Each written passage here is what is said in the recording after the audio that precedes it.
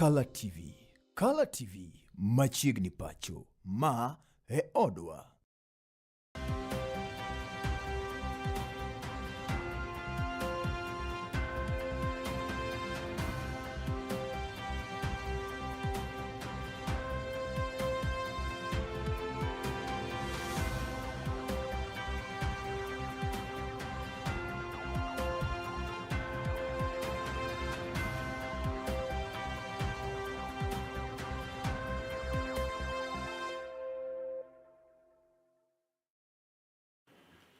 Molo kanya sa par mamidhiambo kamaro kini machiegni winjo weche manyien kidieny mar podho chieng. Weche manyien gi ikelo ni endo machok kod Dana Tracy Ouma machiegni. Mikaida Odinga odiochieng' ma kawuono ni endi ne ochopo e nyim doho kama bende ni dayo dhoge kotenore kanyo kod lemono ma bende ne omiye kod ker mathur kaendi migosi William Samoei Ruto. Mano endo mar bedo jambetri. Reporter marwa Brenda Genyo ni kanyo kod ler mathoth. Mikai Ida Odinga mabende en jaod mane en ogai mar duond buch siasa mar ODM mosenindo migosi Raila Amolo Odinga koro to nyiso morne kendo duoko erokamano maduong' ne jatend piny Kenya Laktar William Ruto kuom ne yiere kaka jambetre mar piny Kenya riwruok mang'iyo chenro mag alwora e piny mangima riwruogno mong'ere kaka UNEP. I thank His Excellency the President William Samoei Ruto for the trust he has placed in me by nominating me to serve our nation in this important global diplomatic role. Bende Mikai Ida Odinga oduoko erokamano ne mosenindo migosi Raila Odinga, familia mare mangima koda oganda jo Kenya duto mane osire kendo ochung' kode e ndalo duto. Mikai Ida oyango ni mosenindo migosi Raila emane omiyo bedo ng'at ma en kawuono. I want to make special mention of my partner and my friend, my biggest supporter, my recently departed husband, Raila Amolo Odinga, with whom I was been married for the last 52 years. He always encouraged me and supported me as I pursue my dreams. Ida Odinga ne loso kamae e nyim od bura mamalo kama ne ochopo ka idayo dhoge koda ka jo od burago e wi lemo makamano kama osingo tiyo makare kendo neno ni otiyo koda ka oteku mare mar konyo e bero alwora mapachoka.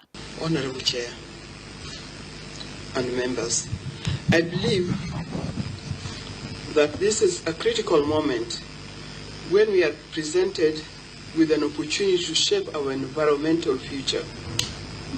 And if approved by this esteemed committee, I intend to do my level best to help stop killing our planet. I will pursue every specific and set priorities. Ida bende omedo jiwo jomanyiri mapod tindo mondo mi osom matek ni wira maeri e yo kende magibiro bero godo ngimagi makiny. Be yourself, get education, because education is the key to further development. If you can do that, then heaven is the limit. You can go anywhere. And work hard. Don't forget issues of integrity, faithfulness, hard work, and all the things that go with it. Don't forget to pray in the morning when you wake up. Tell God, lead me where I'm going to.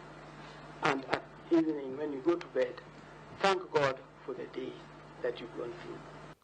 Bende jo od bura kama oting'o ja od bura ma Suba North Mikai Mili Odhiambo kane loso to oyango ni Mikai Ida Odinga oromo gi lemono kendo gin gi geno maduong' ni obiro tayo chenrono makare mar neno ni obero ngima oganda mapachoka. Bo Ida Odinga, aka Mama, is overqualified for this position, and indeed I just want to also congratulate. I don't think in this committee or in this parliament we've ever seen this level of skill and expertise. But also I just want to say that I hope this is the first step of greater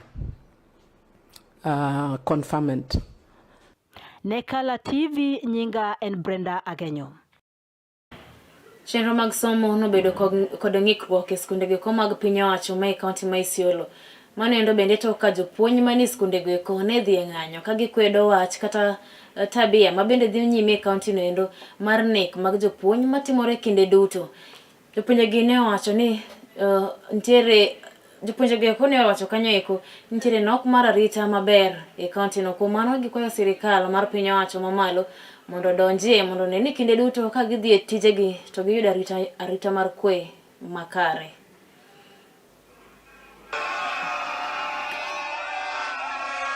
We are demanding that all those institutions be closed with immediate effect.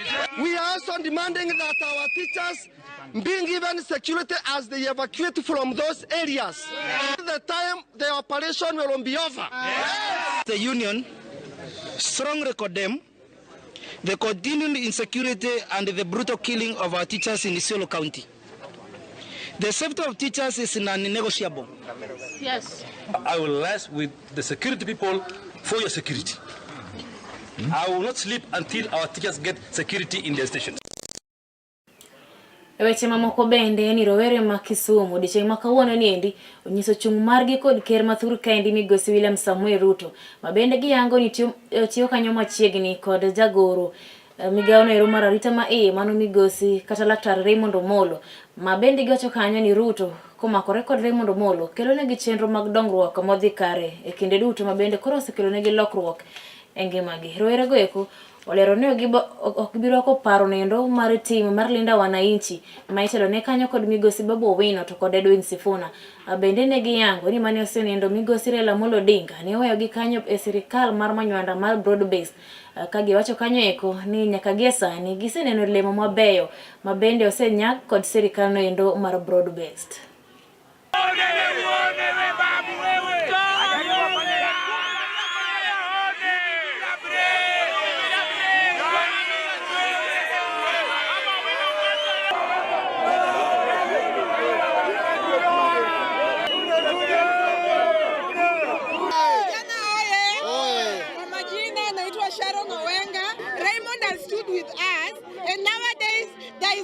In Kisumu, being that he has brought motorbikes and tuk-tuks for our boys. Tunaambia Babu na Sifuna sisi turudi barabarani. Raila alituacha katika serikali na sisi ni watu wa tutam. Ankachunga iluonga ni Junior Were jadak Manyalenda. Wadwani wangi Sifuna gi Babu Owino wacha chiel ni onge kuma gibro kethonwa appetite mar tutam. Bogi chure. Aya linkora ngisi wach mogi. Wadwani wagone Super PS Dr. Raymond Omolo kuom chungi youth rubo yakot to wangisa ni tutam. Aya tangalwedi. Iluonga ni Morina Mayo. Omolo sekonyo nyithi liete, nyithi kiye. Omolo sekonyo mond liete. Omolo kelo skunde. Sani omukonwa stadium ogero manyien. Omiyo wan Kisumu kae anda PS Omolo. En tutam kosok tutam.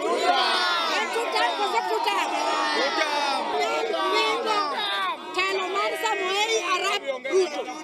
Wane bwo Ruto kama ne Raila ohewa. Kazi wa Nyalenda. Yesu analeta maendeleo kwa ground. Vijana wetu saizi wako na pikipiki, wamama wako na manyumba wamejengewa mpya. Wameleta empowerment hapa kila mahali hapa Kondele. Ukiona saizi vijana wako na kitu wanafanya. Under the chairmanship ya Raymond Omolo. Kumi bila break. Hapa kuna hatuwezi kurudi nyuma tena. Hapa tumeshaona maiti mingi zikipelekwa Homa Bay. Sisi bado tunabaki kwa serikali ndiyo inatulinda. Hatuwezi kuwa bila power.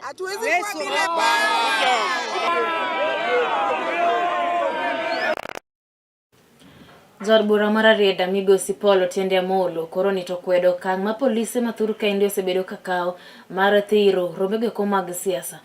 Otiende Amolo wacho ni okang' maket kod mano endo komedo dhi nyime to koro ni endi to thuologo ko mag demokrasia nyalo tho e pacho kaendi. Justus Adoyo nigi ler mathoth.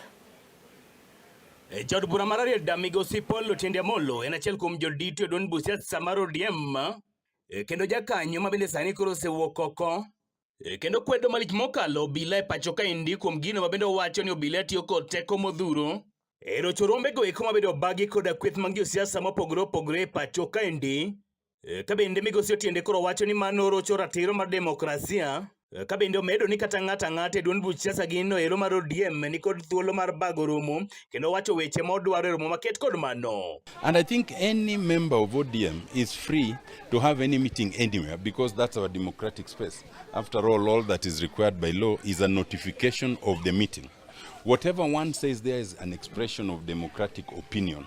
In my view, neither the police nor any person should hinder anyone from gathering to express their view. But when then the party calls a meeting, as now an NDC has been called for 27th of March, next month, then it is expected that everyone who has an opinion will come there, air their opinions, but the majority decision is what will be carried. And once the majority decision is carried, it is the obligation of every party member to follow that decision. Kata kamano yie ni duond buch siasa gino ero mar ODM gin kod gek magogi koni kod kocha. Ka bende osingo ne johera mar gini mago gin gek mabende biro tieko machiegni. Ka bende okwedo malich mokalo oganda moko mabende sunde nodhi e kom mar gavana e kaunti ma Siaya korie thoche ni nodong' mana kaka jod bura e sub-county nero mar Arieda. No single party ever goes for the next elections the way it went for the previous elections. New people will join, others will leave. That is the nature of democracy. We will know when then we take an audit of the membership nearer to the election as it was previously. Do not fear, but one chooses where one chooses to be comfortable. For now, it is my choice to serve the people of Rarieda for a third term. There is no shortage of those who want to be governors of Siaya. To my count, I think there are about 6 individuals who have expressed desire to be governors, and I wish them well. When I choose to, I will go for any other seat, and I can go for any other seat, including the presidency, if I choose to. But for now, I am settled to go for my third term in Rarieda. Ka bende ka opogore koda weche maket kod mago migosi Otiende koro nodhi nyime kod sundo malich mokalo tendo obila e pacho kaendi. Ka bende olero ni e kinde maket kod magi ok owinjore ng'ato wit ngimane e lwet obila. Any persons who want to lawfully gather should be allowed to gather lawfully once they notify the police. There is no reason for the police to interfere with any lawful gathering if they are not breaching the law. It is wrong to do it now the way it was wrong to do it when we in ODM were involved in demonstrations.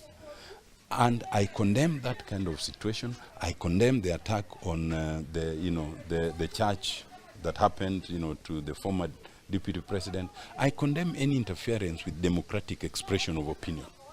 And therefore, the life that was lost in Kitengela is to be regretted. And it is not because the young man who died is Luo. It is because no life should be lost in any manner where there's democratic expression of opinion. Ka bende olero ni ma en tim ma ka bende oweyo dhi nyime kod nya e pacho kaendi to ratiro mar demokrasia ibro nyone tielo kod oganda mopogore opogore e pacho kaendi mangima. It is up to one to decide whether they are contented or not. The fact that I'm contented does not mean you are contented and vice versa. But if you are not contented, even in Rarieda, it is your democratic right to express that discontentment. As long as it is lawful, no police person should interfere with you, okay? And therefore, it is to be regretted. Those who feel discontented can express themselves. In fact, those who feel contented can also express themselves by demonstrating that they are contented. But either way, no one should be interfered with by the police. Magi duto jatalo ni koro nowacho e sub-county nero mar Arieda e Siaya County kendo mabende nodhi nyime kod yawo kendo chwalo chenro mago mag dongruok e skunde mopogore opogore e Arieda sub-county e Siaya County. Ne Kala TV and Justus Adoyo. Sirikal ma pacho kaendi koro yango ni okumba mar thieth mar SHA en gino endo matiyo endo makare kendo ni to koro jiwo oganda jo Kenya duto mapok ondikore ne okumba endo mar thieth mar SHA mondo wuogo ko kar rombgi mondo ndikre ne okumba no endo mondo mi koro gibed gi yot kinde go ekoma bende gigeto yudo chenro go mag thieth.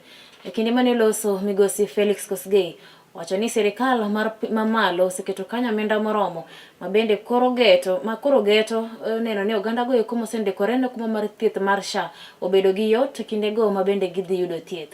Ne odhi nyime koyango kanyo ni ute thieth mag level 1 nyaka mago mag level 3 gin mago eko mabende koro ichiwe thieth nono poni isendikori e kuma nendo mar thieth mar SHA. Serikali imeweka pesa kwa hii program inaitwa SHA. Na kazi yako tu ni kusajili.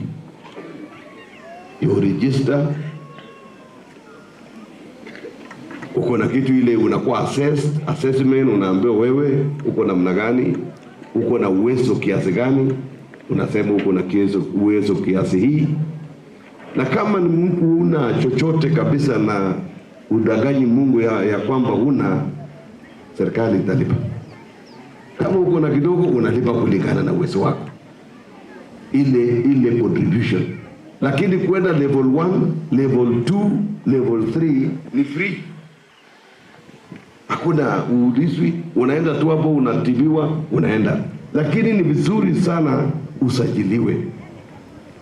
Register as a member of SHA because watu wengi sana hapa waliweka hata mikono yao juu wakisema kwasi ya kwamba SHA imesaidia.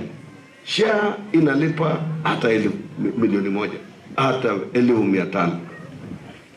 So rais amesema atake kusikia mtu akiuza shamba au auze ng'ombe au itarambe kwa sababu ya matibabu. SHA italipa. Register hata kutoka leo, enda uregister uwe member wa SHA, alafu mambo yako itakuwa sawa.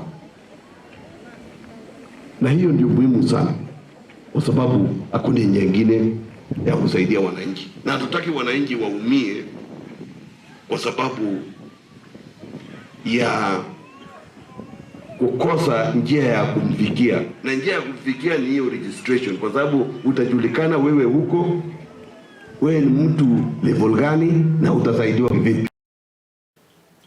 Toten miga mar omenda migosi John Mbadi koroni tose jaod bura masuba South Karoli Omondi alikuwa weche kuma bende liye koreni osebedo kanyo endo kopingo ker mathuru ka ni migosi William Samuel Ruto kaachiel kod tich mabende otimo ne jopiny. Ler nitiere ni Karoli Omondi osebedo bende kawuondo jodak masuba South kotenore kanyo kod weche beko mag gero apaya makono endo. Bende Mbadi ne oyango kanyo ko ni Karoli osebedo kasundo jodak makono endo mondo mi kik bisir Ruto lwedo e kinde yiero maduong' mabiro higa manyien mano mar 2027. Sirikal makoro antiere mar William Ruto ni ng'ama nokongo Torio ni mondo wadhiye ne en Karoli Omondi. An koni naonge, an ng'at Raila. Kendo Raila mane wadwa nodhi obedi president mar Kenya.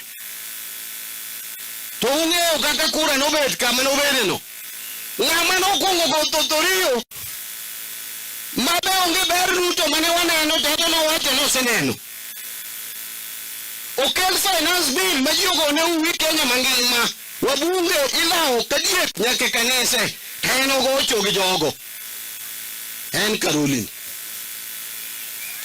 Ena Caroline. Diere no. Samina no kelo no wach mar Ruto ka. To nara mama gungani no chung. Onge gima ne lose. Contractor no chung. Onge gima ne tenda le turwa ka. Koro wan me wayie kode. Era winjo ko wacho ni ene mano miyo wadhi kuru. Wayie. Ero no wayie kode. Raila bo yie kode. Koro Raila wacho ni kuro wadhi riwore gi Ruto kendo tero experts kono. Otero Mbadi gini kono. Mondo piny olosre. Mondo koko me piny orum. Kwa donjo kanyo to sirikal Ruto koro sama kora chung kani to koro waneno matunda ata nene akeni mineno nikech Kenya donjo kuro ndara manyo chung madhi sori ni odhi koso podo chung yawa kanyo me manya fwenye na kono ukai galo fari okapaga berio kaka roli obiro kitiso kaka loso daraja uchunge daraja no ni ene mu loso ukona kono ngenu dili gijaneko Zaneno mar Kala TV gi kanyo bende makela giko mar mi weche manyien yorindo machoka kidieny mar Podho Chieng imedo kete wang joyi mar Kala TV kama chenro mamoko pod biro ni nyime kanyendo. Weche manyien gi ni kelo ni kodana Tracy Ouma oriti masani.